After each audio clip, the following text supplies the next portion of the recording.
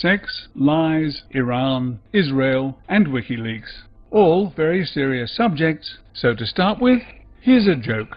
A psychiatrist is showing a patient some pictures to try and get some idea about his mental state. Sex. Each time he is asked what a picture brings to his mind, the patient says, Sex. Sex. Sex. Sex. Finally, the psychiatrist says, well, clearly you are absolutely obsessed about sex. I'm obsessed, Cries the patient. You're the one with all the pornographic pictures. I was reminded of that old joke by the news editors of these infamous purveyors of lies and half-truths, as they displayed their own almost pornographic and collective obsession about what they all relentlessly homed in on, out of 250,000 documents, anything that had to do with Iran's so-called nuclear threat. Here are some samples. The BBC. No need to read out the headlines, but in the body copy we find they include reports of some Arab leaders, including Saudi Arabia's King Abdullah, urging the US to attack Iran and end its nuclear weapons program. I was unable to find a date related to the cable, nor any evidence of its authenticity. CNN was singing much the same song, but favouring the word anxiety rather than concerns. But a date was mentioned, a matter to which I'll return. Australia's ABC News ran with this headline, but gave no date or proof of authenticity. Then we had Reuters quoting The Guardian, which referred to these repeated calls by King Abdullah, but I missed capturing the Independent's contribution because this link didn't work. But the essence is quite clear from the first few words. Israel says Arabs agree on Iran threat. Well, what do you know? On the other hand, I could have read the London Times leader on WikiLeaks by paying £1 for the privilege, an offer I found quite easy to refuse, but the free-to-read effort by the New York Times certainly made up for what I may have missed with this provocative headline and picture. Around the world, distress over Iran. And the irony is that the New York Times headline writer is quite correct. There is distress over Iran, distress at the way it has been cast in the role of the evildoer, when all but the most ignorant observers realize that it is nuclear-armed apartheid Israel that is the real threat, not Iran. Here's a short quiz, so get ready with your buzzers. Question 1. How many times do we see on TV or read in the newspapers that Israel has 200 or 300 ready-to-go nuclear weapons? Question 2. How many times do we see on TV or read in the newspapers that Iran's nuclear program is peaceful, as they claim it is? The answer to both questions is the same. Hardly ever, if at all. In the interest of balance, a report in the Jerusalem Post appears to show a glimmer of sanity. Syrian president says Iranian nuclear strike against Israel would result in massive Palestinian casualties, which Iran would never risk. And on December 6th, Haaretz came out with almost identical wording. Of course the Israeli hawks know that the Palestinians serve them as a protective shield, but their sights are on more distant horizons. Apart from oil, an ever-expanding Israeli population is going to need more and more water very soon. Having masterminded the utter ruination of Iraq, is it fanciful to suggest that the weakening of Iran, either through sanctions or a military attack, is the next step in Israel's ambition to dominate the Middle East from the Nile to the Euphrates and the Tigris? So watch out, Egypt. Peace pacts and accords don't last forever, as Turkey has recently learned. Now let's look at some chronology, which is a fancy way of saying the order in which certain events took place. The date mentioned in CNN's Let's Get Iran hit piece seems to refer to a cable dated Wednesday the 4th of November 2009, in which the US ambassador to Bahrain reported that King Hamad bin Isa Al Khalifa argued forcefully for taking action to terminate their nuclear program by whatever means necessary. That program must be stopped, the king allegedly said. Of course, the question that springs to mind is, what program? Surely the King of Bahrain would not deny Iran the right to produce its own nuclear energy, would he? So he must have been referring to the trumped-up, imaginary nuclear weapons program that the IAEA has still found absolutely no evidence for. and the false accusations on which the King of Bahrain based his statement, and that goes for the King of Saudi Arabia as well, were made by the President of the United States of America when he addressed the G20 conference on September 25, 2009, no more than 1 month and 9 days previously.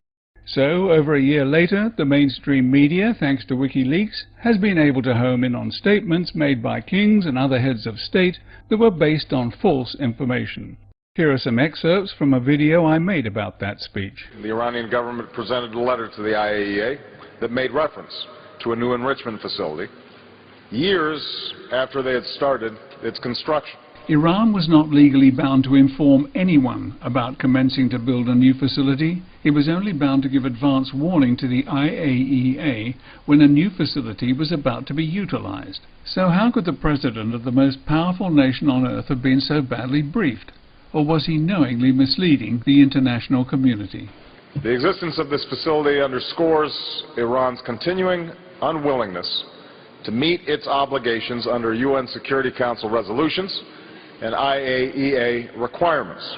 Wrong again, Mr. President, but as former Weapons Inspector Scott Ritter points out, more likely an attempt on the part of Iran to provide for strategic depth and survivability of its nuclear program in the face of repeated threats on the part of the US and Israel to bomb its nuclear infrastructure. The clear and present danger to the stability of the Middle East is Israel's possession of nuclear weapons and means of delivery. It is not Iran's nuclear ambitions, whether they are peaceful or aimed at the quite reasonable goal of protecting itself against Israel's threats. A nation which has already proved its total disregard for its fellow human beings by walling them into prison communities, bulldozing their homes, and dropping white phosphorus on them, from the very land and the air that they stole from them. Since then, the Israelis have assassinated Mahmoud al-Mabhouh in Dubai last January, using a bunch of killers armed with weapons and stolen passports, murderously and illegally attacked the Gaza Freedom Flotilla in international waters on May 31st, killing 9 people, and have refused, even for the sake of new peace talks, to extend their paws on building illegal structures on stolen Palestinian land. But, for some extraordinary reason, the spotlight is not on nuclear-armed apartheid Israel's appalling and inhuman behavior towards the Palestinians. It is back on Iran, which is, apparently, still meeting its obligations under the Nuclear Non-Proliferation Treaty because the IAEA's new Director General has not released any reports to the contrary. So I cannot help but ask, does anyone else detect just the slightest imbalance here? Right, where are we? Sex. Oh, that was the joke at the beginning. No, sorry. That's all there is. This is a family show. The lies were courtesy of President Obama and were about Iran. Israel, all the rotten things it's done this year. So that leaves WikiLeaks. Until this latest batch, I hadn't spent much time thinking about WikiLeaks, because for me, the entire edifice crashed and burned when its founder was reported as saying, "I'm constantly annoyed that people are distracted by false conspiracies such as 9/11, when all around we provide evidence of real conspiracies for war or mass financial fraud." The words of someone so inflated by his own self-esteem that he thinks that stolen, or perhaps donated documents, which can be forged and otherwise manipulated, should take precedence over the stark, recorded evidence that proves the official version of 9/11 is a pack of lies. Huge buildings do not collapse in freefall for no reason, and even bigger ones do not eject molten iron caused by fires far less intense than those found in jet engine combustion chambers. But, give him his due, he does seem to be a godsend for the CIA and Mossad because of his views about 9/11. Come to think of it, if Julian Assange had not existed, the CIA and Mossad would have invented him. Finally, here's a rogues gallery of some of those behind-the-scenes people who see that the masses are kept uninformed. Anyone with an IQ above 90 and an internet connection knows that 9/11 could not have happened the way the world was told it happened. So how do we describe the people who are still covering that up? You can't call them prostitutes. Prostitutes only put themselves at risk, while people who are paid to deliberately mislead others and put their own children and millions of others at risk require a special kind of condemnation. The money they earn has blood on it. They are pariahs, and they should be treated as such. They are all part of a huge media circus, and the fact is, WikiLeaks is just a sideshow to what's inside the big black tent. A sideshow to make you think that you are seeing a glimmer of the truth. But don't be fooled. The men and women who do the bidding of their mainstream media masters are the biggest threats of all. Unless they stop covering it up, the truth may not be the only thing to go up in flames.